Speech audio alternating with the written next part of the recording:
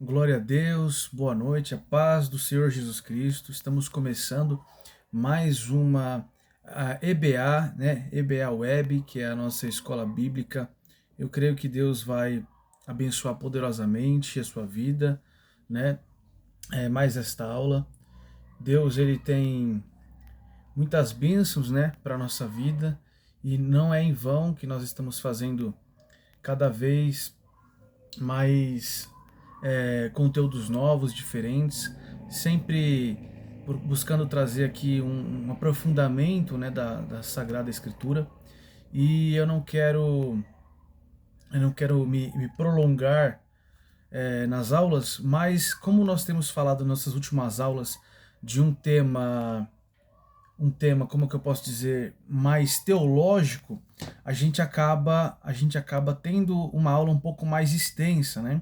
As outras aulas, elas tiveram em torno de 30, 40 minutos, e essas acabam às vezes até passando um pouco de uma hora, vai para 60, 70, às vezes até 80 minutos de aula, né? Uma hora e 10, uma hora e 20, e não é a intenção.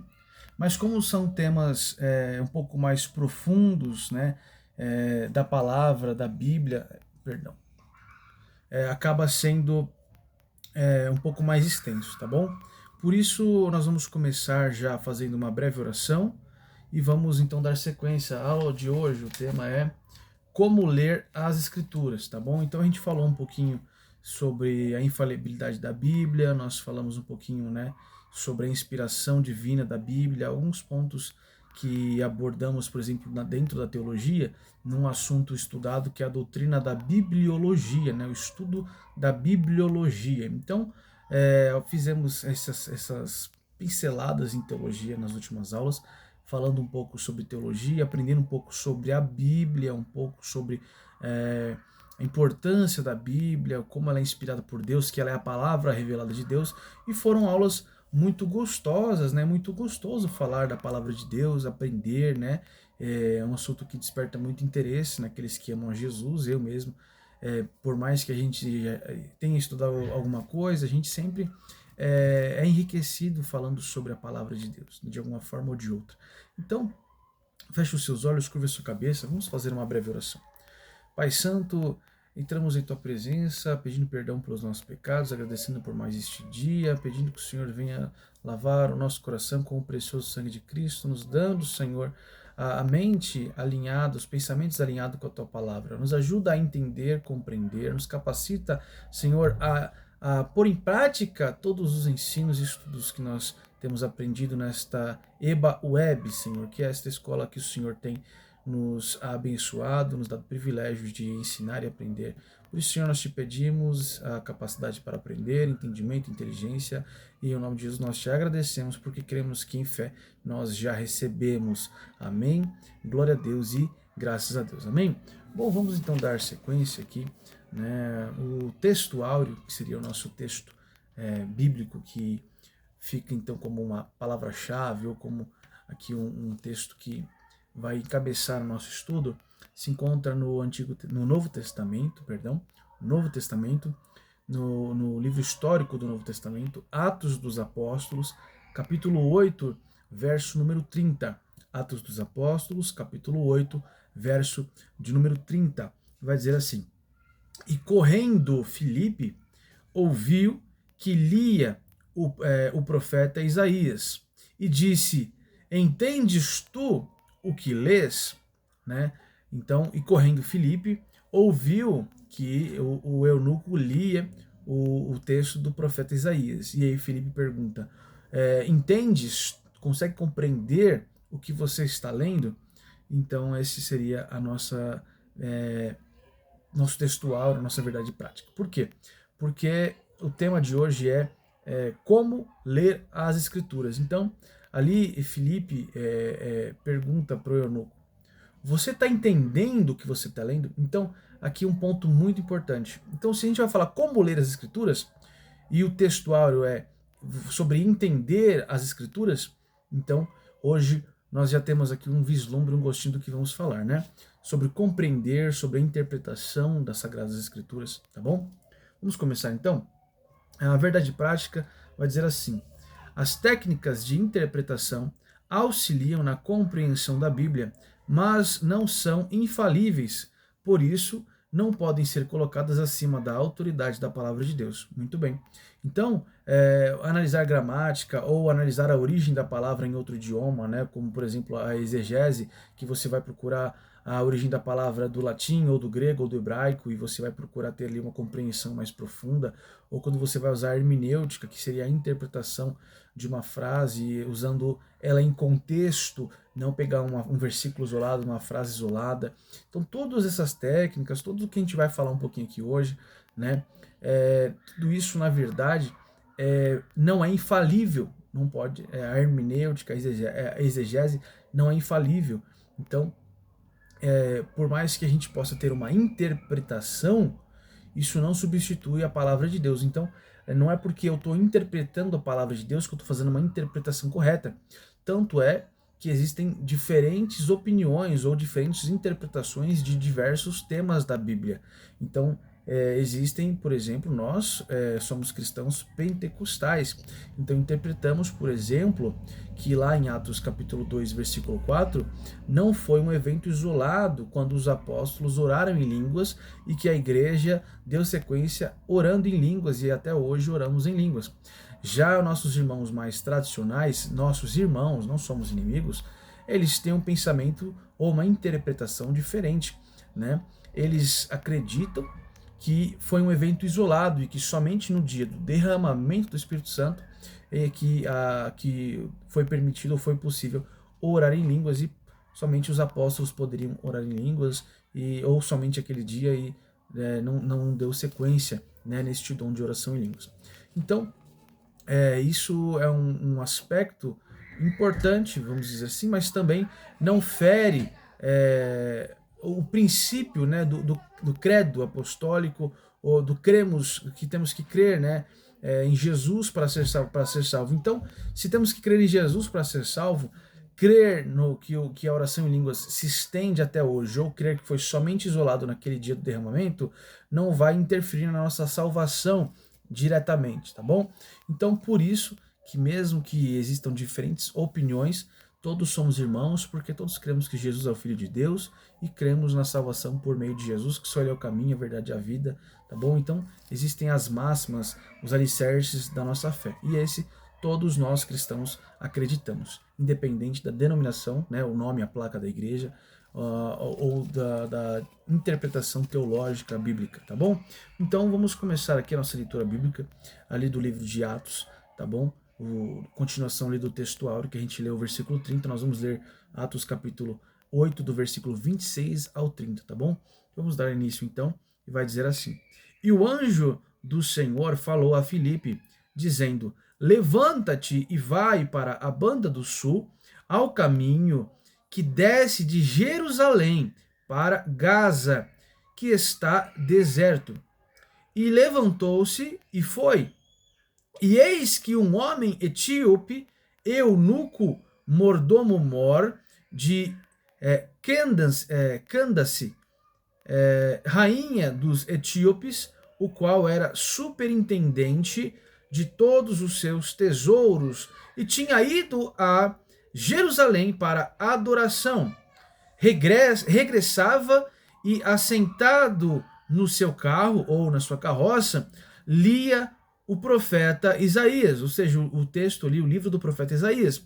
E então disse o Espírito a Filipe: chega-te e ajunta-te a esse carro. E correndo Filipe, ouviu que o eunuco lia o profeta Isaías e disse: entendes tu o que lês?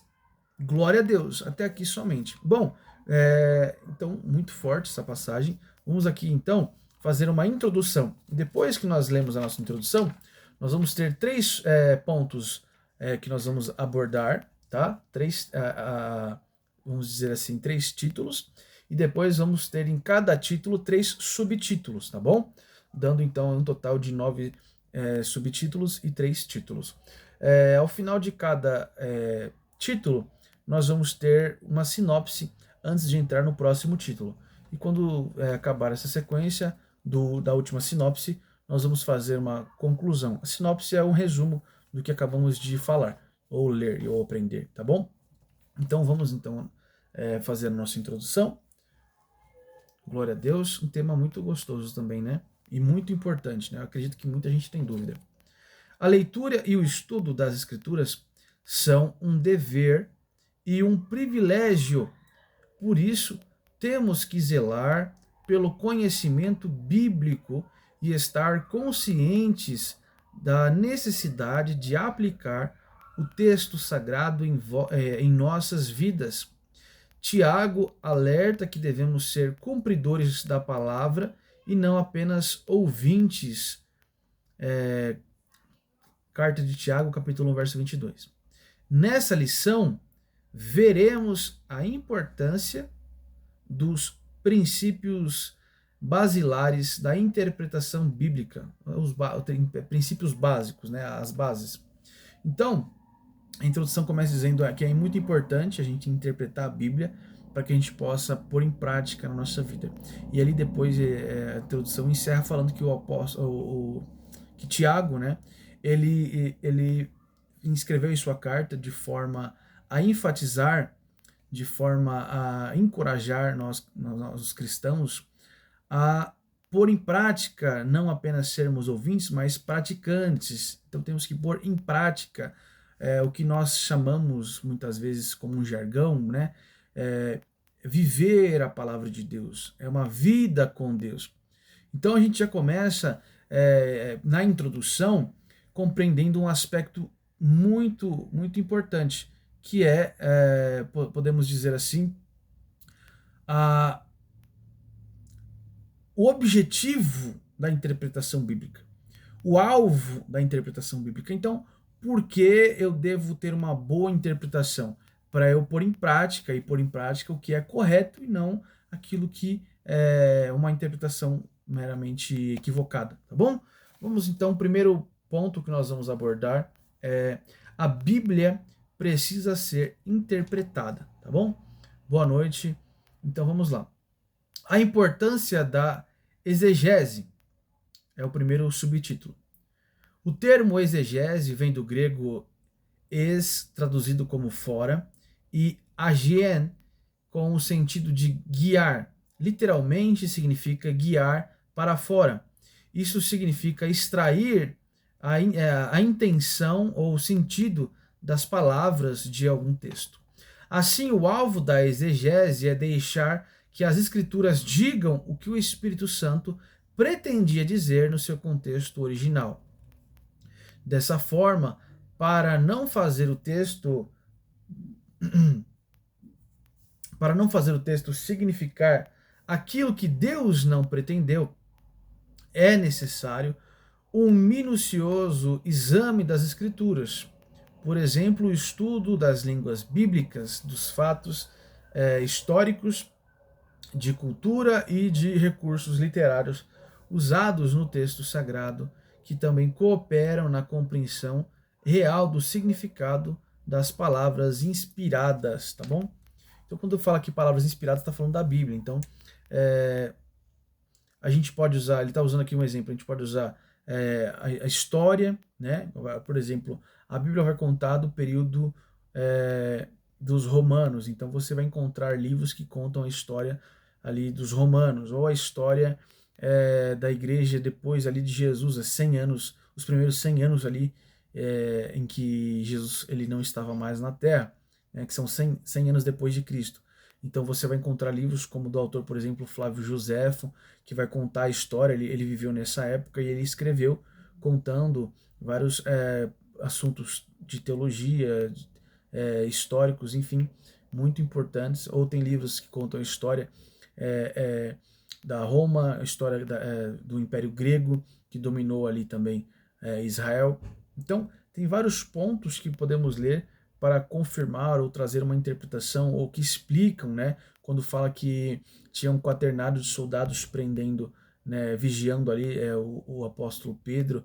E aí, o que é um quaternário de soldados? Se você for pesquisar num livro de história, hoje em dia você pode até dar um Google, né, dar uma busca no Google e você até encontra às vezes não é uma fonte confiável, mas se você for numa biblioteca pública, capaz de você achar, ou até se você pesquisar autores e comprar um livro que conta a história, por exemplo, sobre um exército romano, o Império Romano, você vai aprender um pouco sobre a linguagem da época, um pouco sobre a cultura da época, e tudo isso vai te ajudar a mergulhar, né, no acontecimento narrado na Bíblia, com uma visão cultural diferente, ou com uma visão, compreendendo melhor o linguajar, a palavra, o significado, e você começa a entender a gravidade daquilo ou não. Por exemplo, uma vez eu estava conversando com a obreira Tatiane e ela comentou comigo que ela tinha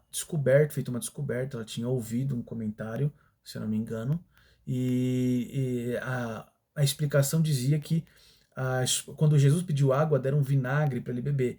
E aí o que ela aprendeu é que a cultura da época, ou seja, um estudo sobre a cultura, fez aquela pessoa explicar que fez aquela pessoa entender para poder explicar para as outras pessoas que era costume usar um baldinho com uma esponja e vinagre para que após você usar o banheiro, você se limpasse, né? Não tinha papel higiênico, bidê e etc.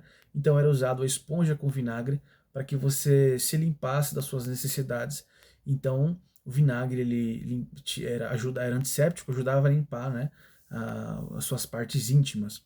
Então eles deram para Jesus beber vinagre, mas era um vinagre que era de limpar as partes íntimas dos soldados romanos.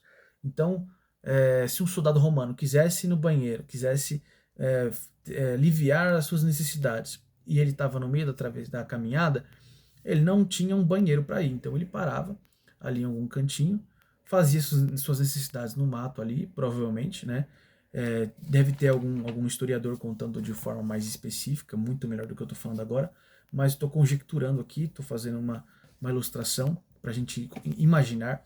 E aí ele fazia suas necessidades e pegava esse potinho, esse recipiente com a esponja e vinagre, limpava as suas necessidades e carregavam isso para que eles pudessem fazer as suas necessidades onde estivessem ali até o caminho da Via Dolorosa de crucificação de Jesus. Então, quando Jesus teve sede, eles não tinham água para dar para Jesus, e se tivessem ou se tinham, não iam dar, não queriam dar. Ele era um escravo, ele era um prisioneiro, ele era alguém que estava sendo punido com pena de morte. Então, não era uma pena simples, uma pena comum, ficar preso, passar uma noite na cadeia, não. Ele foi açoitado, ele foi espancado, ele foi humilhado e ele foi crucificado com pena de morte, e morte de cruz, que é uma morte humilhante, uma morte sofrida, uma morte, vamos dizer assim, lenta.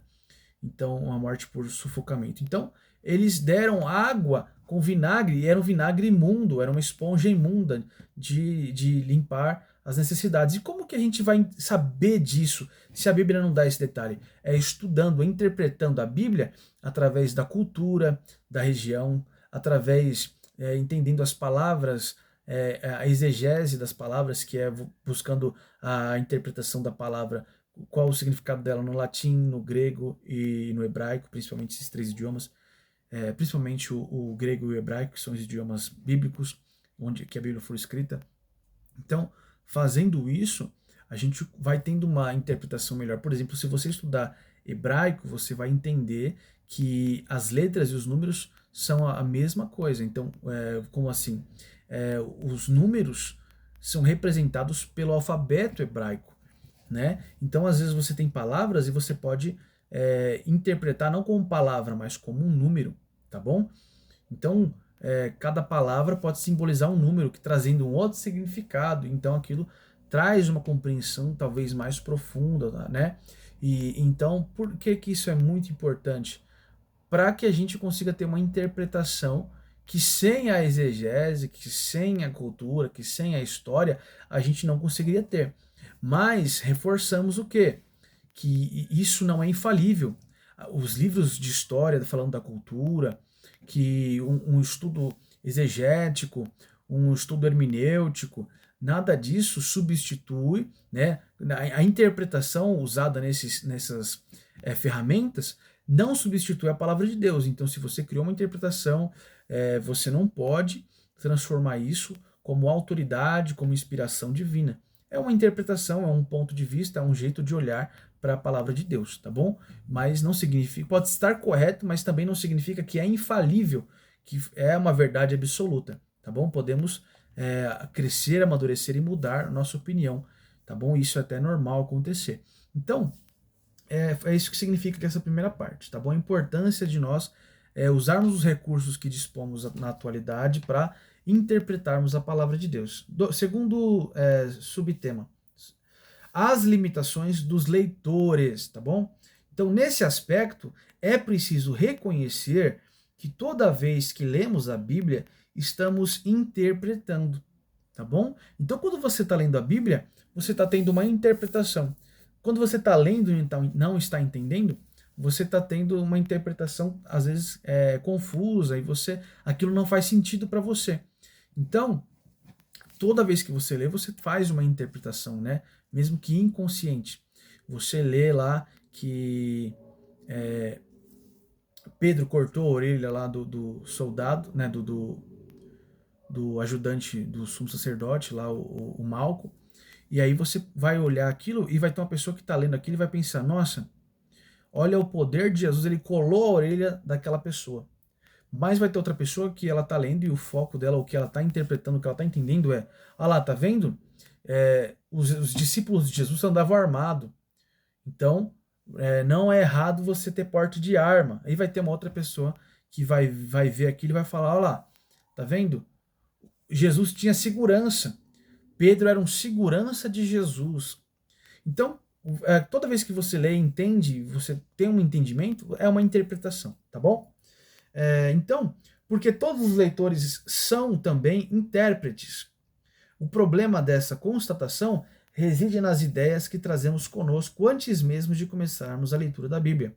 Por conseguinte, nem sempre o entendimento daquilo que lemos produz a verdadeira intenção do Espírito. Ou seja, um dos problemas é que antes da gente começar a leitura bíblica, a gente vai ler a palavra carregado dos nossos pensamentos, dos nossos sentimentos, das nossas emoções. Então, dependendo da sua emoção, do seu sentimento, do que você tem absorvido à sua volta, do que você tem aprendido ao longo dos anos, isso vai te influenciar numa interpretação da Bíblia, tá bom? Então, isso é perigoso, porque você é passível de falha, eu sou passível de falha. Então, nós erramos, podemos cometer erro em qualquer momento, e erramos constantemente, e sempre lutamos para errar cada vez menos, mas erramos. Então, quando vamos ler a Bíblia e interpretar, é bem comum que haja erros. Por isso é muito importante tomar muito cuidado na hora de interpretar, ler de novo, buscar ali uma opinião do seu líder, né? Enfim. E aí ele fala o seguinte, por conseguinte, nem sempre o entendimento daquilo que lemos produz uma verdadeira intenção do Espírito. Ou seja, você leu, teve uma interpretação, e nem sempre aquilo quer dizer o que o Espírito está falando. Então a palavra de Deus, ela é verdade. Mas não significa que você vai sempre entender a palavra de Deus de forma correta. Então não é que às vezes você lê e fala, nossa, mas isso não faz sentido para mim. A Bíblia ela está se contradizendo?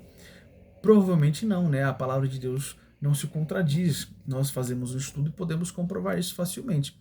Então, qual seria a contradição? Seria o erro na interpretação. Então, é muito mais fácil eu e você errarmos do que a palavra de Deus errar, tá bom? É muito mais fácil o enfermo não ser curado por culpa minha, por culpa sua, que estamos ali ministrando a cura, do que por culpa de Deus, porque Deus já garantiu a cura, Deus já garantiu, né, a sua verdade absoluta na Bíblia. Então, a Bíblia ela é infalível, a Bíblia ela é inerrante, né?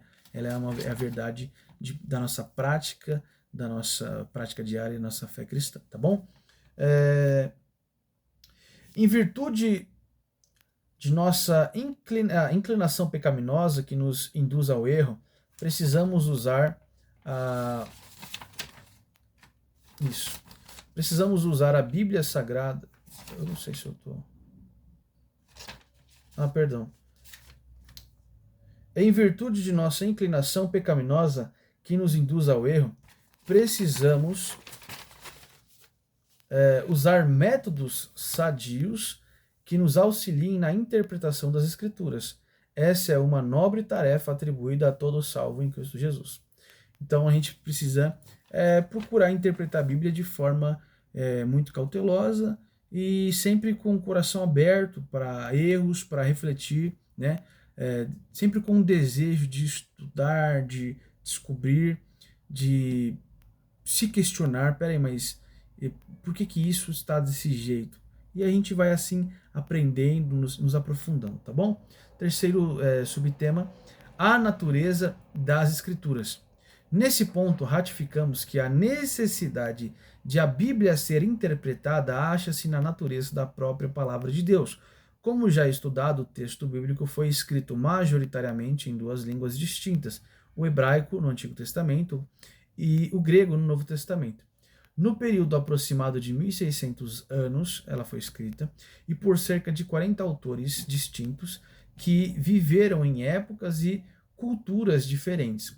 Portanto, os textos canônicos, ou seja, os textos inspirados por Deus, os textos originais verdadeiros, possuem particularidades que não podem ser ignoradas. Dentre tantas, podemos citar aqui as narrativas, as poesias, as crônicas, as profecias e as parábolas, que precisam ser interpretadas sob a orientação do Espírito Santo, observando as regras gramáticas e o contexto histórico e literário de quando foram regidas. Então, nós, óbvio, né? Nós, como bons pentecostais, vamos sim ter o pé no chão e usar as ferramentas de usar a interpretação baseada na história, na cultura, na exegese, na hermenêutica. Vamos usar as ferramentas que estão à disposição, é óbvio. Vamos estudar, vamos buscar sempre uma orientação, debates saudáveis, procurar ter cautela, mas como bons pentecostais, vamos sempre estar ali fervorosos com o Espírito Santo, buscando o auxílio, a ajuda dele para a interpretação da palavra de Deus. Então, como que isso se dá?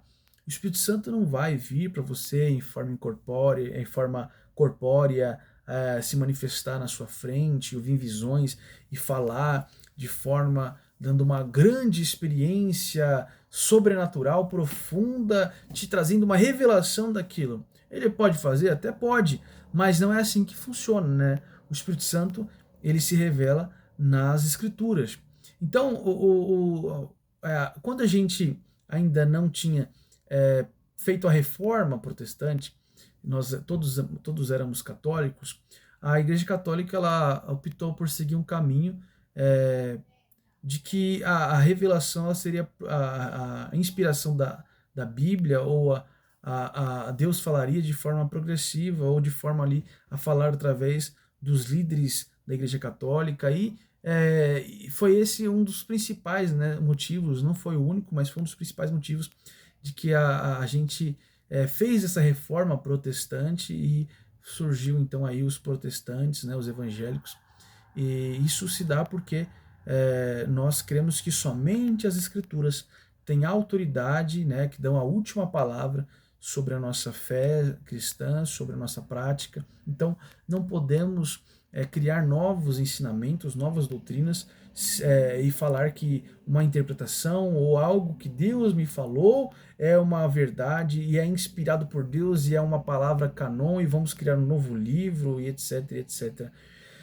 Isso nós não cremos desta forma, nós cremos que somente a Escritura, né? Sola a Escritura. Então, somente as Escrituras, somente a palavra de Deus tem poder, autoridade final na vida do crente, na vida do cristão, nos assuntos de prática e prática da Bíblia, prática da palavra e de fé, da nossa fé cristã. Então, quando nós falamos aqui sobre essa interpretação, ela é muito importante e essa interpretação ela é auxiliada pelo Espírito Santo. Então eu reforço, o Espírito Santo fala conosco através das Escrituras.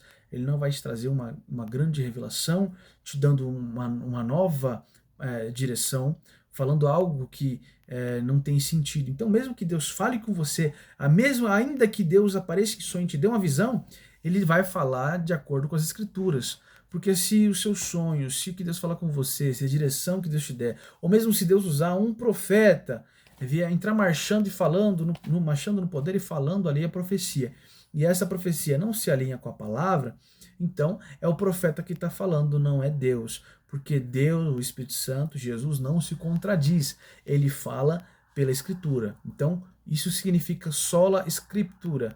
Deus fala somente pela Escritura. Então, se, por exemplo, vem alguém e pergunta assim, ó, você vai casar, Deus tem preparado para você um homem de Deus, tá? E esse homem de Deus faz a obra, vai fazer a obra com você. Só que aí você já é casada e o seu marido não faz a obra com você. Aí você vai ficar com a dúvida, peraí, mas se eu vou arrumar um homem que já é de Deus, que já faz a obra, mas o meu marido não faz a obra, então eu vou separar do meu marido para casar com outro homem, que é esse o plano de Deus? Aí você começa a ter uma dúvida. É isso? Eu devo orar para isso acontecer? Vamos pensar na Escritura. O apóstolo Paulo escreveu para os irmãos de Coríntios que se você é casado, você é crente, cristão, é casado com uma descrente, uma mulher que não é cristã, ou o homem que não é cristão, esse homem que não é cristão consente em estar casado com você, então vocês vão continuar casados porque o Espírito Santo ele abençoa e Deus permite essa união. Então, se o seu marido ele não te proíbe de ir para a igreja, ele é cristão com você, ele consente em estar casado com você, ele não quer divorciar, você continua casado, você vive bem e Deus vai abençoar o marido que não é cristão por causa da esposa cristã. Deus vai abençoar a mulher que não é cristã por causa do marido que é cristão. Então, se a Bíblia fala que não é para haver divórcio, não é um profeta que foi usado por Deus para falar que você vai divorciar desse marido para casar com outro que é da igreja. Ou seja, não é Deus que falou, é o profeta, é a carne dele, ou ele quer casar com a pessoa, ou ele tem alguém que está preparado ali, que ele conhece, que está solteiro e precisa casar. Então não é Deus falando, porque Deus não se contradiz. Por que Deus não se contradiz? Porque a Bíblia fala, né, não adulterarás, ou o apóstolo Paulo fala lá na Bíblia sobre o marido crente, a esposa descrente, a esposa crente, o marido descrente, que é para continuar essa união.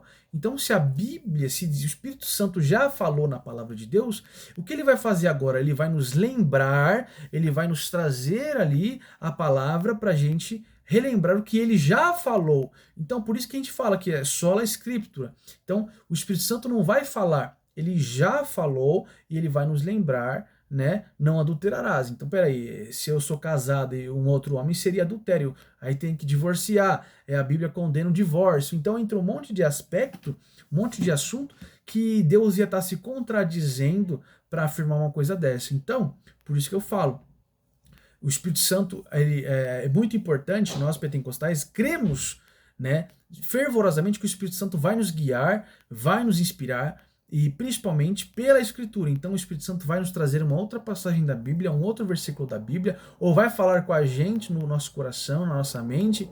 De alguma forma ele vai falar conosco e a gente vai confirmar o que o Espírito Santo falou na Escritura, e vamos confirmar que é o Espírito Santo. Fala, nossa, é o Espírito Santo, é de Deus, porque na Bíblia diz isso e isso, e se alinha e se encaixa perfeitamente com o que Deus está falando. E você vai conversar com o seu líder e etc. Tá bom? Então, nós cremos que as técnicas são muito importantes de estudo, a cultura, exegese, mas também temos o auxílio do Espírito Santo para nos guiar, para nos inspirar, nos iluminar, nos dar entendimento, tá bom? Então aqui um resuminho. As Escrituras Sagradas precisam ser interpretadas para que todos conheçam o verdadeiro significado da mensagem e consigam praticá-la no dia a dia, amém? Então, o objetivo de ler e entender a Bíblia é para praticar aquilo que agrada a Deus, tá bom? Então, segundo tema, pressupostos pentecostais para ler a Bíblia. Oh, glória, amém? Deixa eu só beber uma aguinha aqui.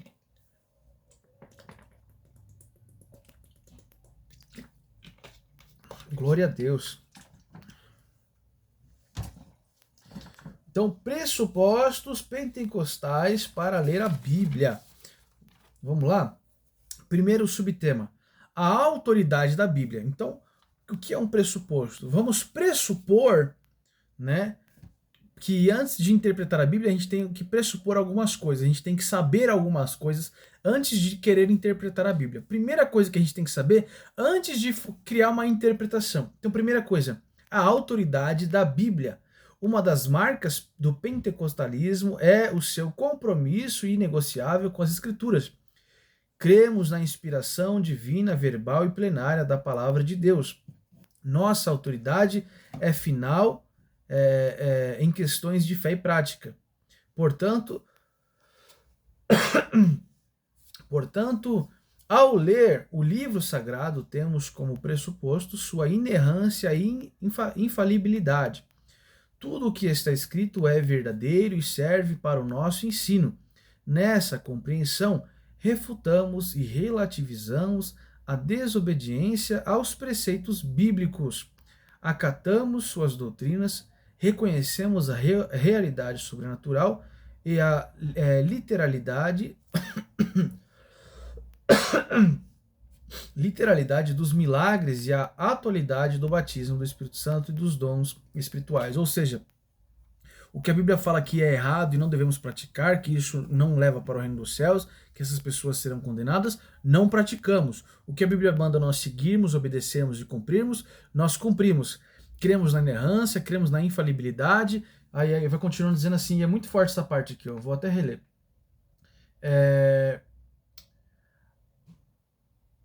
Aqui. Nessa compreensão, refutamos a relativização e a desobediência aos preceitos bíblicos. Ou seja, nós cremos que ao ler a Bíblia, não vamos deixar que a interpretação, margem de interpretação, para falar que isso é relativo. Não, isso não é bem assim. Hoje em dia mudou. Então, o que é a relatividade? A pessoa vai ler o texto da Bíblia e vai dizer assim, não, mas diz não vos embriagueis. Isso é relativo. Não está falando para que você não beber. Está falando para não se embriagar. Mas a medicina hoje averigou, comprovou, né, os estudos científicos, os estudos na área da ciência da medicina, que o mínimo de consumo de álcool diário já é prejudicial, faz mal para os músculos, faz mal para os órgãos, para o tecido muscular, né, para os vasos dilatadores, faz mal para o cérebro. Então, se você tomar pouco ou muito, né, se você ingerir muito álcool, além de estar embriagado, vai fazer mal, que é uma ingestão a nível tóxico. Então, além de fazer mal um pouquinho, o muito vai fazer muito mais mal, porque além de tudo vai te intoxicar, né? Vai intoxicar os seus órgãos e você vai ficar não vai ficar saudável. Então, a bebida, mesmo um pouquinho, né, até a própria lei hoje condena um bombom de licor, se você beber, vai ter 0, alguma coisa lá de álcool no seu sangue, e isso vai te deixar inapto para dirigir. Ora, uma pessoa que não consegue dirigir, ela não tem controle de si mesma. Então você vai perdendo o quê? A sua capacidade de decisão. E é o que Paulo fala. Paulo fala assim, não vos embriagueis do vinho, da bebida alcoólica, mas vos embriagueis, vos encheis do Espírito Santo. O que Paulo está dizendo? Que quando a gente se embriaga com o vinho, a gente para de tomar decisão, para de ter controle do que a gente está fazendo, e é a bebida, é o álcool que subiu na cabeça que controla nossas atitudes, que controla a nossa vida, controla nossos pensamentos, palavras, ações.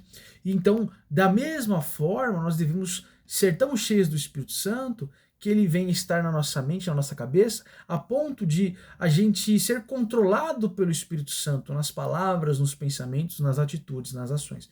Então é exatamente isso. Então, mas é relativo. Você não pode se embriagar, beber um pouquinho aquela cervejinha diária, um cálice de vinho diariamente não faz mal para ninguém. Então, sempre teve muitos médicos falando isso, mas hoje já foi contestado, já caiu por terra, porque é tão baixo o número eu esqueci o nome daquilo que faz bem lá no vinho, né? Tem aquela enzima que faz bem lá pro coração, se eu não me engano. É tão baixo que você tem que tomar quase que uma garrafa por dia para fazer bem. Então, uma garrafa por dia vai fazer muito mal para o seu fígado. Então, você tem que estar embriagado. Então, não é a intenção, não é o propósito, tá bom? Mas aí tem outras interpretações e tal. Então, aí entra no que a gente fala a gente não aceita essa parte do relativismo. Para nós, não funciona desse jeito. Nós, cristãos pentecostais, cremos que é melhor não pôr nem uma gota de álcool na boca. Cremos dessa forma. Então, da mesma forma, nós buscamos obedecer à palavra de Deus. Então, aí ele encerra aqui esse ponto dizendo assim, e acatamos as suas doutrinas, ensinamentos. Reconhecemos a realidade sobrenatural, a literalidade dos milagres. O que é, bispo, a literalidade dos milagres? O que significa literalidade? Literalidade significa literal, vem do literal, né? Então, o que é literal? Significa que é exatamente aquilo, né? É literalmente o que você está lendo, exatamente o que você está lendo. Então, aquele milagre, ele era literal, não é o milagre, né? Como a gente vê no deísmo, ou como a gente vê ali, eles acreditando que no deísmo que os milagres não são reais, né? Eu creio em Deus, eu creio em Jesus, mas os milagres, eles não são literais, não foi uma cura que aconteceu. Jesus não abriu os olhos do cego para ver. Jesus, ele explicou, ele mostrou, por exemplo, tem gente que fala assim, né? Mostrou que o comunismo era bom, tá repreendido. Então, por que isso é importante? Porque Jesus abriu os olhos do cego literalmente. Então, literalmente, verdadeiramente, o cego passou a enxergar. Então, nós cremos que os milagres são literais e cremos na atualidade do batismo com o Espírito Santo, ou seja, nós cremos na atualidade do orar em línguas, dos dons de orar em línguas, e cremos na atualidade dos dons espirituais. Então, quando nós pentecostais falamos que cremos na atualidade do batismo com o Espírito Santo, nós cremos que podemos ainda hoje ser cheios do Espírito Santo. Ser cheios do Espírito Santo para o pentecostal primeira evidência, orar em línguas. Tá? Segunda evidência, ter ali uma vida dirigida pelo Espírito Santo. Você então vai ter que manifestar os 9 frutos que estão descritos ali, por exemplo, em Gálatas capítulo 5, no verso 22 e algumas traduções, verso 23 também. Então, nós cremos que ainda hoje, a atualidade de ser cheio do Espírito Santo. Então, o que é ser cheio para o pentecostal? Ser cheio para o pentecostal também é você receber poder e autoridade através dessa obediência, dessa direção do Espírito Santo em nossa vida. Porque assim nós passamos a caminhar no Espírito, andando em santidade, cumprindo a vontade do Senhor, podendo se aproximar do Senhor. Isso vai fortalecendo cada vez mais essa possibilidade de ser cheios do Espírito Santo. Cremos na atualidade dos dons. Então, cremos ali em Atos capítulo 12, perdão, 1 Coríntios capítulo 12, que fala ali dos dons espirituais, né? Sobre a profecia, sobre o dom a palavra da ciência, a palavra de profecia, sobre o dom da ciência, a variedade de línguas e assim por diante, o dom de cura, os dons de cura, né? Então, cremos na atualidade dos dons. Então, essa faz parte da fé dos pentecostais. Então, temos que ter isto bem claro em nossa consciência antes de criar uma interpretação ou antes de ler, por exemplo, um comentário da interpretação bíblica de um outro irmão, de um outro pastor, etc., que vai ter uma visão diferente da nossa. Então, primeiramente, não devemos discutir ou apontar ele como errado e nada disso. Devemos respeitar a opinião do nosso irmão, mas não podemos também abrir mão do que nós cremos. Devemos estudar e buscar aprender, sanar qualquer dúvida que possa existir para defendermos o que nós cremos e, se necessário, se não houver possibilidade de esclarecer essa dúvida, podemos ser humildes e buscar entender, aprender, mudando a nossa opinião, tá bom? Então, o segundo ponto, ou o segundo subtema, a iluminação do Espírito Santo. Então, antes de interpretar a Bíblia, nós pentecostais temos que saber primeiro que o Espírito Santo nos ilumina. E o que é isso? A doutrina da iluminação se refere à atuação do Espírito Santo na vida do cristão, na vida do crente, que o capacita a discernir as verdades da palavra de Deus. Então, primeira coisa que antes de interpretar a Bíblia, você tem que ter certeza, você tem que saber, ter convicção de que o Espírito Santo vai nos iluminar, vai nos dar entendimento para interpretarmos a palavra de Deus, tá bom? Então, somente o estudo racional e não é suficiente para entendermos, né, da revelação escrita de Deus. Contudo, a iluminação não é uma fonte paralela da revelação e nem substitui o exame das Escrituras. Ao contrário, à medida que estudamos, o Espírito nos concede uma compreensão. Ou seja, se você só lê por ler e tentar interpretar como uma interpretação de texto, como nós vemos os incrédulos fazendo, eles não vão ter uma interpretação profunda ou real do que realmente Deus falou ali. Então, nós também, perdão, nós não fazemos isso de interpretar só lendo. Nós temos a ajuda do Espírito Santo. Mas essa ajuda não significa que o Espírito Santo nos está dando um novo texto, uma nova revelação à parte da palavra de Deus. Então, por isso que às vezes nós às vezes não usamos o termo revelação, algumas vezes, sobre interpretação bíblica, para não dar a entender ou parecer que nós temos uma nova revelação. Não, o que Deus tinha para falar, ele já revelou na Bíblia. E nós agora temos uma iluminação. Nós temos uma interpretação, um entendimento. O Espírito Santo nos ajuda a compreender, a entender melhor o que está escrito ali, tá bom? Então, continua dizendo assim: a iluminação não aumenta e nem altera a Bíblia, apenas elucida ou esclarece o que já foi revelado pelo Espírito Santo.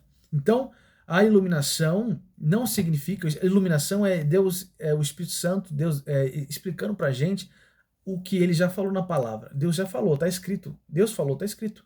Mas nós às vezes lemos e não entendemos. Então, a iluminação, Deus ilumina minha mente, me traz entendimento, é a mesma coisa, entendimento. Deus ele vai trazendo entendimento daquilo que ele já falou na palavra dele. Amém? É o que estamos fazendo aqui hoje. Eu estou conversando com vocês, estou ensinando e vamos aprender outros temas, como falamos sobre a vida de Jesus, e você vai aprendendo, você vai entendendo alguma coisa que você lia e não aprendia, ou como no curso de teologia, você vai estudando, e vai ter um momento lá de tirar dúvidas, e você começa a receber a iluminação ou do Espírito Santo, ou o Espírito Santo usa, às vezes, o seu professor, o seu líder, para esclarecer, para te dar entendimento sobre aquele assunto, sobre aquele tema, tá bom?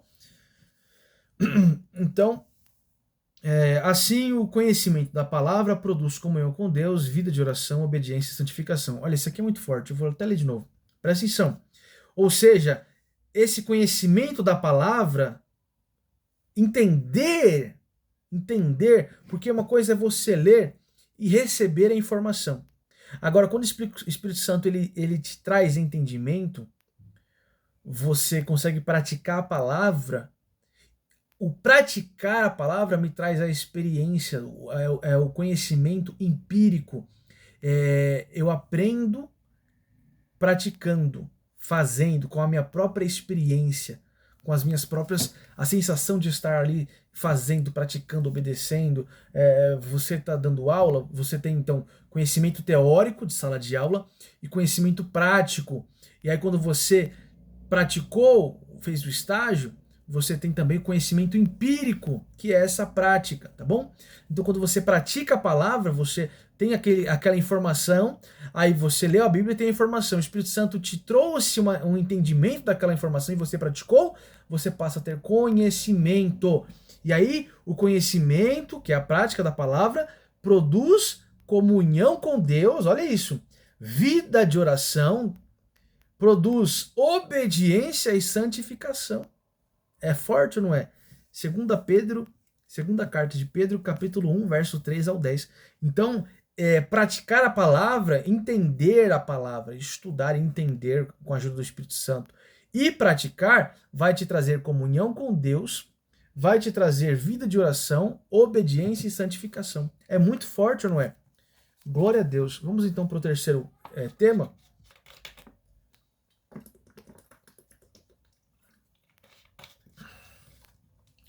Daqui a pouco a gente acaba. O terceiro tema vai dizer assim, subtema: o valor da experiência. Glória a Deus. Então, vamos falar agora sobre o valor da experiência, ou seja, terceiro pressuposto dos pentecostais antes de fazer uma interpretação bíblica. Então, quando você vai fazer uma interpretação bíblica, antes disso você tem que saber da autoridade da Bíblia, da iluminação do Espírito Santo e do valor da experiência. Então, o que é o valor da experiência?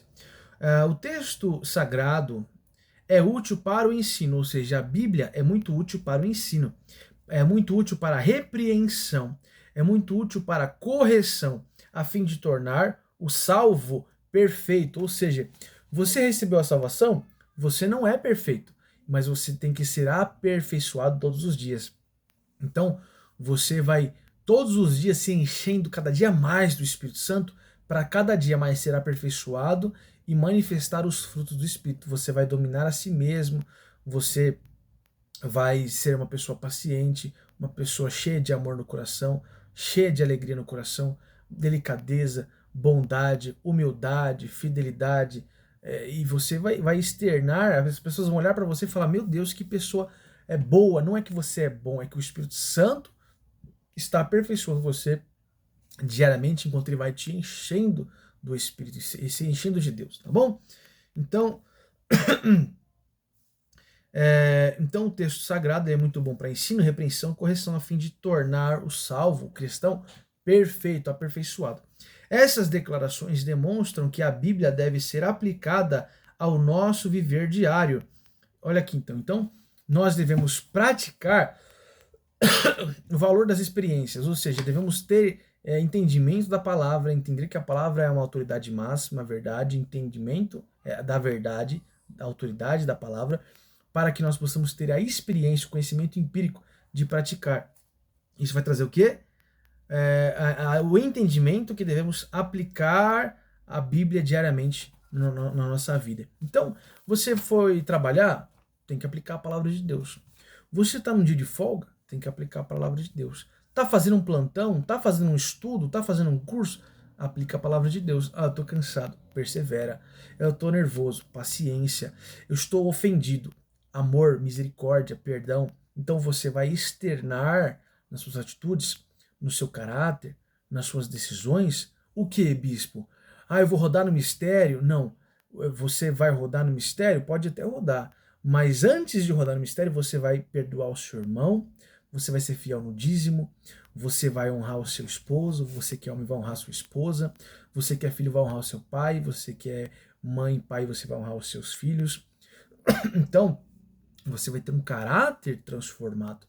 Você vai ser a favor das coisas que Deus é a favor e você vai odiar aquilo que Deus abomina e odeia. Você vai abominar aquilo que Deus abomina.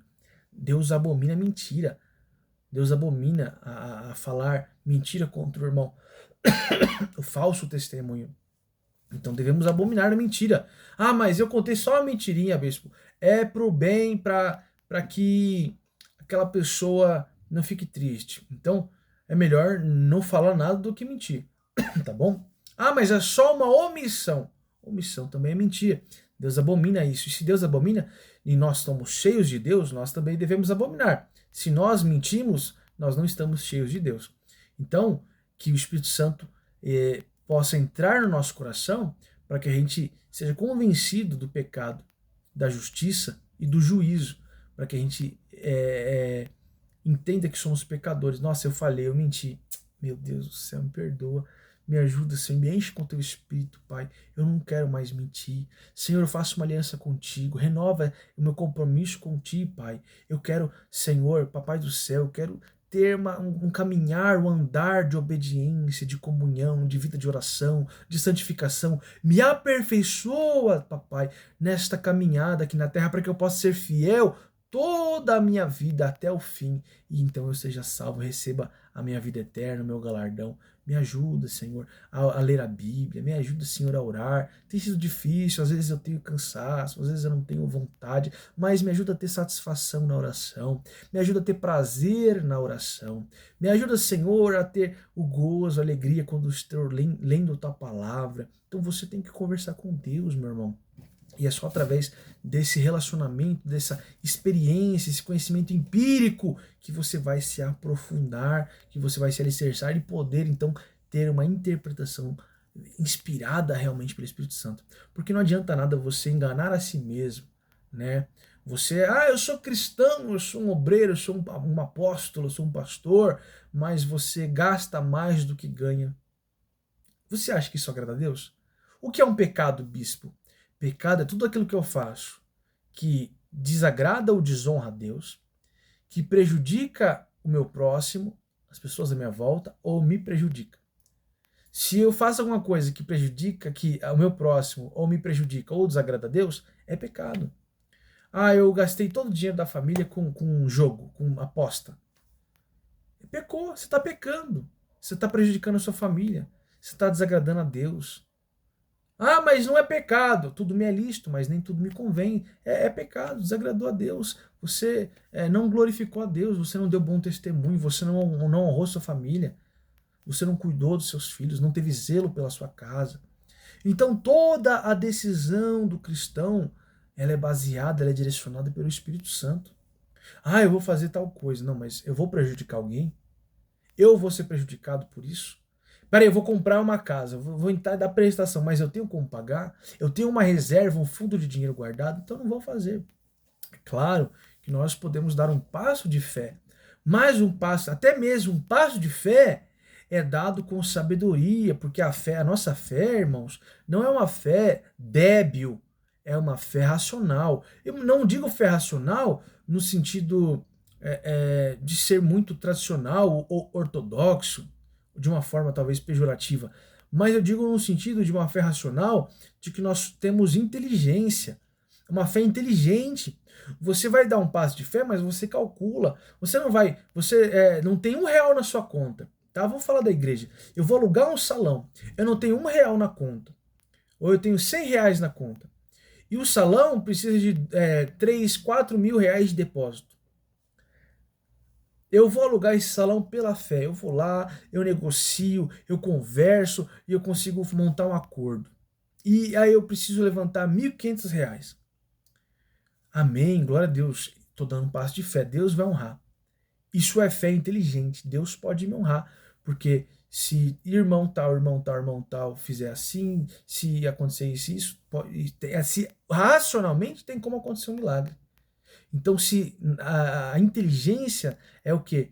Eu creio que Deus vai fazer um milagre, tem como fazer. Agora, a fé irracional, uma fé débil, seria eu tô sem salão, eu tenho R$ 100 na conta, e eu vou lá e vou alugar um salão de que o seguro calção é R$ 100.000, tá? O depósito, R$ 200.000.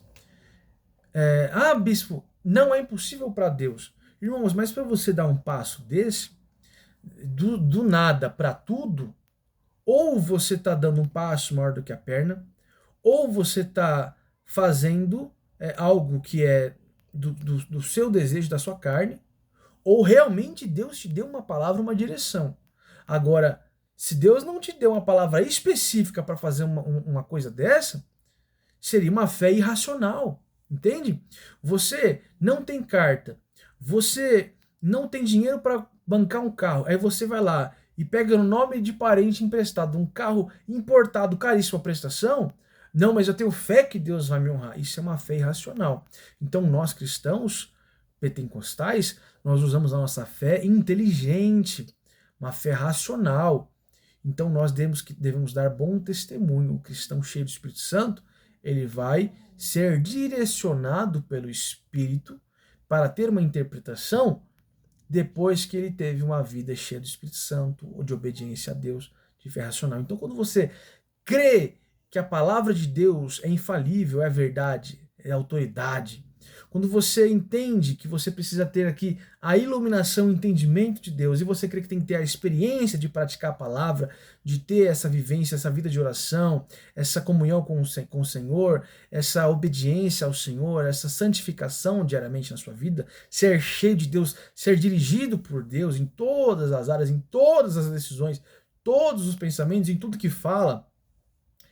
Isso não é algo que é vivido por todos hoje. É difícil, porque a gente anda mais na carne que no espírito. Não é impossível. Mas é muito importante, porque só assim nós vamos ter uma verdadeira interpretação profunda, inspirada pelo Espírito Santo. Amém? Ficou claro isso? Então, para a gente ter uma verdadeira inspiração do Espírito Santo, inspiração talvez possa parecer que seja um novo texto canon, um novo texto sagrado, e não é essa a ideia. Então, iluminação seria um termo mais apropriado, como fala no texto. Então, para nós termos uma iluminação, um entendimento das Sagradas Escrituras, nós precisamos cumprir esses três pressupostos, ter esses três requisitos antes, tá bom? Para encerrar, então, ressalta-se, porém, que nem a experiência nem a tradição da igreja podem estar acima da autoridade bíblica. Somente a escritura é que pode autenticar, até mesmo corrigir a experiência ou a prática da igreja, caso seja necessário. Ou seja, a igreja vai ter costumes, a igreja que nós estamos, ou você teve uma experiência ali com Deus e Deus te deu uma revelação, nada disso substitui a escritura, tá bom? Então, mesmo que alguém venha e fale, olha, Deus falou assim comigo, é isso, e é assim, é isso, você vai saber se é de Deus, baseado pelas escrituras, tá bom? É a palavra de Deus, é a Bíblia que vai nos dar a palavra final, se é de Deus, se não é, se é para fazer ou se não é, tá bom?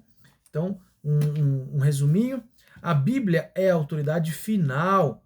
O Espírito Santo nos auxilia na sua compreensão e a experiência confirma as verdades bíblicas. Terceiro tema e último, regras básicas de interpretação. Vamos falar um pouquinho sobre as regras básicas. 3 pontos. Primeira, a escritura é sua própria intérprete. Olha que interessante. A hermenêutica tem origem do termo grego hermeneutikos, que na teologia designa os princípios que regem a interpretação dos textos sagrados. Lutero, né, desenvolveu a máxima de que a escritura tem de ser interpretada e entendida por si própria. Ele se baseou em Isaías capítulo 8, verso 20. Significa que devemos estudar a Bíblia Sagrada seguindo o método pelo qual uma parte do texto auxilia na compreensão de outro texto. Esta afirmação é legítima, porque a coesão da escritura é o resultado de um único autor. Provérbios capítulo 30, versos 5 e 6. Embora esse método seja legítimo, o estudante das escrituras precisa do auxílio de regras básicas para uma correta interpretação. Ou seja, Lutero, ele disse que para nós interpretarmos a Bíblia, nós devemos usar outra passagem bíblica para ver se elas confirmam uma outra. Certa feita eu ouvi, se eu não me engano, foi o pastor Kenneth Hagin dizer em um dos seus livros que todo o texto bíblico deve ser apoiado pelo menos por 2 ou 3 versículos. Então, você vai criar uma doutrina, um estudo, um entendimento, uma interpretação, melhor dizendo, em cima de um versículo, você tem que ter pelo menos mais 2 ou 3 versículos que reforcem esse entendimento, esta interpretação. Então, quando você vai fazer uma interpretação e você quer reforçar esse entendimento, você vai pegar 1, 2 ou até 3 versículos que vão concordar, que vão atestar, assinar embaixo daquele versículo que você usou como base, como tema. Se não tiver, se só tem aquele versículo falando daquilo, provavelmente é um texto isolado e não está falando aquilo que você está tentando interpretar e entender daquela forma, tá bom? Então, por que essa técnica é real e funciona?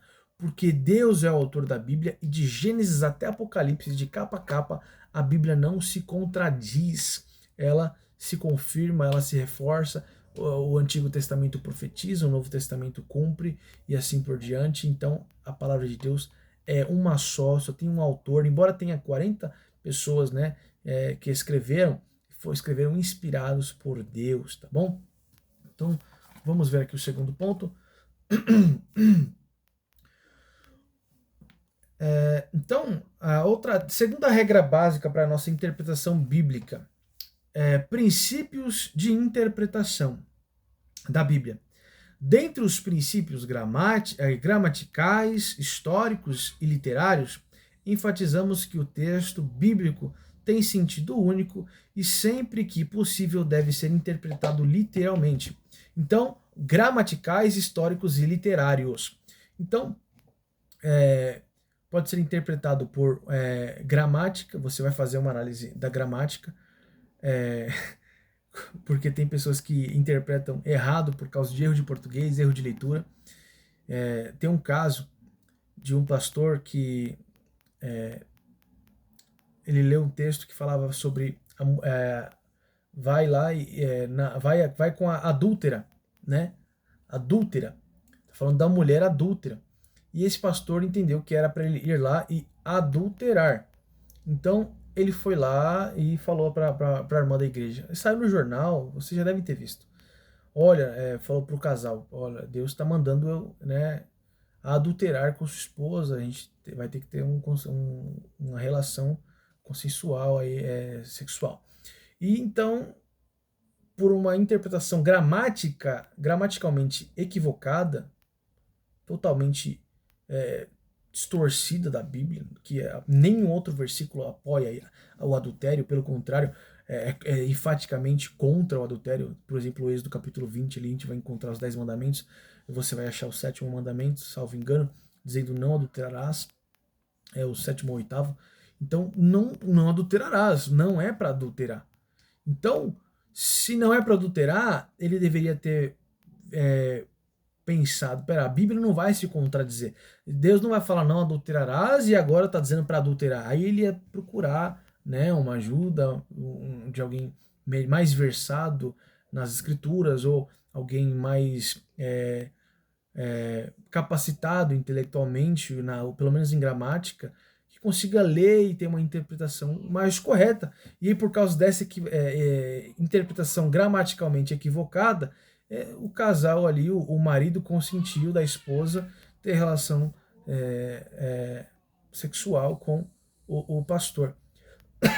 Então eles praticaram o pecado de adultério. O diabo nem teve trabalho, ele só precisou ler a Bíblia e interpretar errado. O diabo não teve que obrigar ninguém a pecar, tentar ninguém a nada. Então, a gramática é muito importante na hora de interpretar a Bíblia, tá bom? A parte histórica também é muito importante. A gente vai interpretar e vai entender a parte histórica, porque a Bíblia vai falar sobre o despojo de guerra.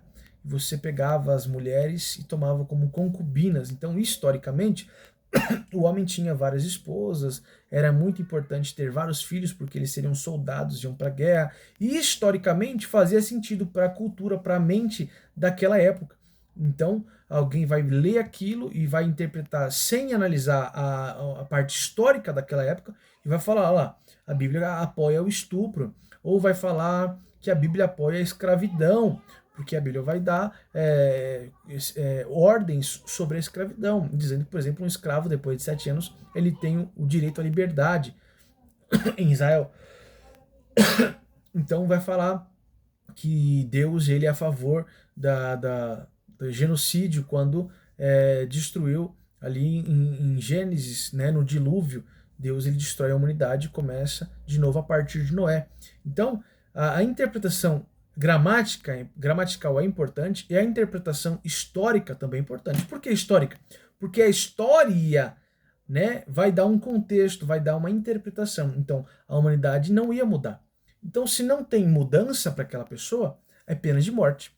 Então, se aquela pessoa não demonstra, foi constatado pela psicologia, pela psiquiatria, por terapeutas, por todo mundo que analisou, que não vai haver mudança daquela pessoa, a pena de morte. Não tem como reintegrar ele para a sociedade. Da mesma forma, Deus olhou para o coração de toda a humanidade e falou, não tem como mudar. Está todo mundo com maldade no coração. Só tem Noé, que é fiel, que é um servo obediente. Então eu vou destruir, vou dar pena de morte para toda a humanidade, vou começar uma nova geração, né, através da descendência de Noé. Então, a história vai dar uma interpretação, e quem lê, só lê lá que Deus matou toda a humanidade e começou de novo de Noé, vão falar, Deus é genocida, Deus é igual Hitler, mata todo mundo. Ou que Deus é a favor de estupro, ou que Deus é a favor de escravidão, e Deus não é a favor de nada disso. Mas a história cria um contexto, né? Então, interpretação gramática é importante, interpretação histórica, interpretação literária, né? Então, a gente tem que, geralmente, sempre que possível, interpretar a Bíblia de forma literal, tá? Então, geralmente, ou quase sempre, a Bíblia vai ser interpretada de forma literal. Mas, algumas vezes, a Bíblia vai ser interpretada é, de forma a você entender, você compreender uma alegoria, entender uma parábola, tá bom? Uma história fictiva que foi inventada e assim por diante, tá bom? Para contar algum objetivo, como por exemplo lá em Lucas capítulo 18, que Jesus conta ali uma história falando de uma mulher que ia até a casa do juiz todos os dias e falava: Juiz, julga minha causa, julga minha causa, julga minha causa. Em Lucas capítulo 18, verso 1, Jesus fala, então contando a história, a parábola da mulher viúva e do juiz iníquo, juiz pecador, para que vocês aprendam a perseverar em oração e nunca desfalecer, nunca desistir. Então, a história é inventada, não é uma história real, então não é literal. Mas o ensinamento que aquilo traz, ou o que nós chamamos de a moral da história, né? A lição que aprendemos com aquela história é literal, devemos perseverar, não devemos desistir, desfalecer, tá bom? Então, sempre que possível devemos interpretar de forma literal, salvo, né, a não ser aqueles momentos em que não é possível, tá bom? Então, terceiro ponto, nós já vamos encerrar. Então, as regras básicas para a interpretação bíblica. O terceiro é os perigos da hermenêutica pós-moderna. Isso aqui é perigoso, vamos lá. A nossa ortodoxia refuta todo e qualquer método que nega a inspiração verbal e plenária da Bíblia. O que é inspiração verbal e plenária? Verbal é porque Deus inspirou de forma verbal, e plenária porque é total, plena, de capa a capa, Deus inspirou a Bíblia, tá bom? Então, a sua consequente autoridade. Então, assim sendo, o intérprete não pode criar outro canon dentro do canon bíblico. Ou seja, eu não posso pegar uma nova interpretação e falar, ó, esses são os escritos do bispo Filipe.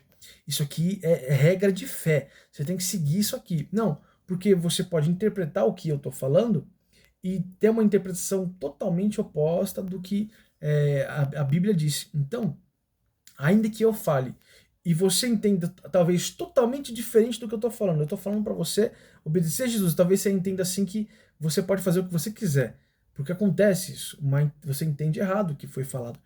Então você tem que pegar o que você entendeu e analisar à luz da Bíblia. Peraí, eu entendi um negócio que o bispo falou, mas não tem nada a ver com a Bíblia, então eu vou ficar com a Bíblia. E depois você pode ir conversar com o bispo, conversar com quem falou, para tirar as dúvidas, ver que isso aquilo que aquela pessoa falou, ela falou equivocado ou se você realmente entendeu correto, tá bom?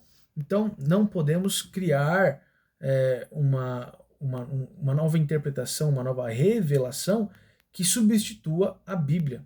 A Bíblia é o mais importante, tá bom? Então as pessoas fazem isso hoje. Por exemplo, a teologia da prosperidade ou outras, a teologia do legalismo, né? E assim por diante. Então, devemos nos ater à palavra de Deus, tá bom?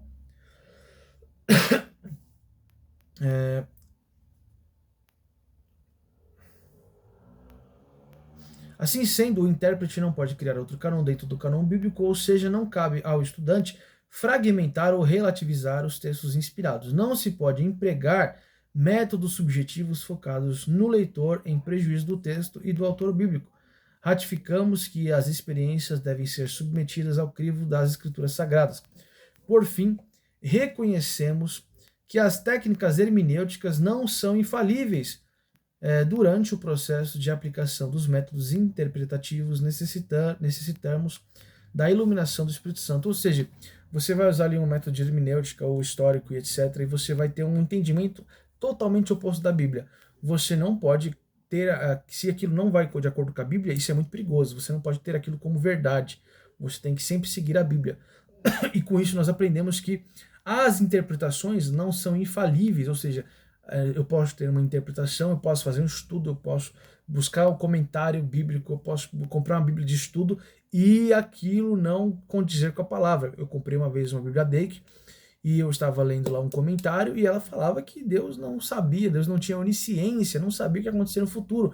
Então, é um ensinamento, é uma interpretação? É. Ele fez um estudo para chegar naquela conclusão? Fez. Ele se baseou em versículos bíblicos? Sim, mas vai totalmente oposto das verdades, das máximas da Bíblia. Então nós vamos ficar com quem? Com o comentário bíblico, com a interpretação de um teólogo ou com a Bíblia? Nós vamos ficar com a Bíblia. Por quê? Porque a interpretação, os estudos, a história, tudo isso não é infalível, ou seja, é passível de erro, é passível de falhas, tá bom? Então, um resuminho, a Escritura é a principal intérprete. Assim sendo, o uso da hermenêutica ou a iluminação do Espírito Santo apenas auxiliam a ter uma interpretação correta, tá bom? Conclusão e encerramento. A Bíblia Sagrada deve ser lida e interpretada. Nesse mistério, somos auxiliados pela exegese e pela hermenêutica. Contudo, nenhuma das técnicas de interpretação estão acima da autoridade da palavra de Deus. Ou seja, a interpretação ou as ferramentas de interpretação não substituem a autoridade da palavra. O que a igreja crê e professa deve ser interpretado à luz da própria Escritura, tá bom? Glória a Deus, que ensino poderoso, né? Eu creio que você vai deleitar, assista, reassista isso aqui que vai te abençoar, vai impregnando, vai entrando na sua mente e você vai conseguindo compreender. Cada vez que você ouvir de novo, você vai entendendo melhor, tá bom? Vamos fazer uma oração? Curva a sua cabeça, feche seus olhos. Pai Santo, nós agradecemos por esta aula. Papai, obrigado, nós te louvamos porque o Senhor falou conosco, o nosso coração. Traz, Senhor, entendimento, iluminação, ilumina nossa mente para que possamos compreender, nos capacita, Senhor, a conseguirmos enxergar de forma fácil, de forma compreensível, que não seja algo difícil ou demasiadamente complicado para nós, mas que nós possamos, Senhor, fluir, caminhar e prosseguir aprendendo, Senhor, a Tua palavra e as ferramentas que dispomos hoje para o estudo da Tua palavra. Em nome de Jesus, Senhor, eu despeço cada um dos meus irmãos em fé, em amor, em paz, que eles possam estar, Senhor, protegidos pelo Senhor, ter uma excelente noite de descanso. Em nome de Jesus, amém. Glória a Deus e graças a Deus. Amém? Eu despeço vocês em fé e espero encontrar vocês na nossa próxima IBA Web. Deus abençoe.